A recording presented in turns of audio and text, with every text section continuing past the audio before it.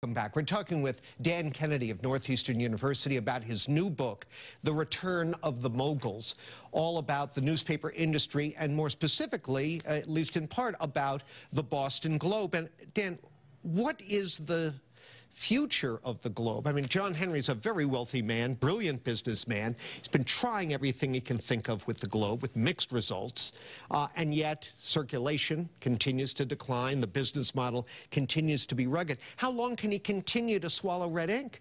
There are certain aspects of the Globe's business model that are working pretty well, and if they can follow through on those, the Globe could become a sustainable operation. They are set to pass the 100,000 mark for digital subscriptions sometime during the first half of this year. They have said that if they can get to 200,000, they start to look like a sustainable operation. So I think there's reason to invoke the old cliche. I think there's reason to be cautiously optimistic about where the Globe is headed. How about the Herald? Well, the Herald, unfortunately, as we know, the Herald declared bankruptcy in December, and a planned sale to Gatehouse Media kind of went off the rails once it hit bankruptcy court. Not that Gatehouse would have been any day at the beach, but the Herald ended up in the hands of Digital First Media, which has a reputation of being perhaps the most avaricious of the corporate chains. It's controlled by a massive hedge fund, and they seem to be concerned only about the bottom line. The downsizing that's going on there now, unfortunately, may be just the beginning if you look at the way that Digital First has cut some of its other papers. You mentioned the Denver Post, yep. But also the San Jose Mercury News.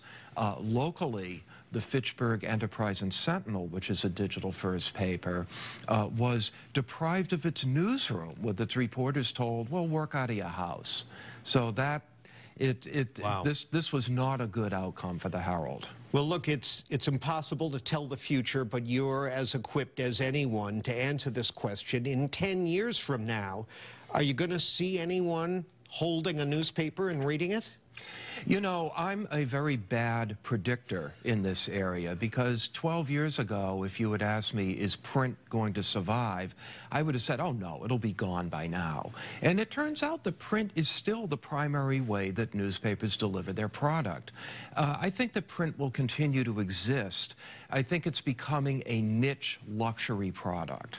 We're seeing the Globe is starting to charge more than $1,000 a year for home print delivery. Most people will consume their news online, but there'll still be some print. Hope you're right. Read Dan's book. If you care about your local newspaper, you value newspapers, even if you don't, he'll explain to you why you should. Thank you. Thank you, John. I appreciate it. Dan Kennedy, author of The Return of the Moguls. That is it for me. Now I'm going to send it back over to my colleagues for more WBZ News.